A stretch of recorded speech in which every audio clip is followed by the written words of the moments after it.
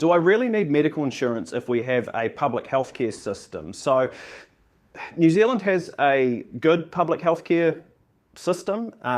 The problem with it is that it is underfunded and the wait lists are long and the resources aren't there. They work really hard to see people, but it's just, this is part of our system. We don't have the support there in order to get through the population that we have with treatment in a timely fashion. That's the key thing. So medical insurance is not there to replace public health care, but what it does do is allows you to get treatment at a time and with a provider that suits you. So it means you don't need to wait, it means you can get seen fast, it means you get a choice of provider and access to drugs that are not funded by the government.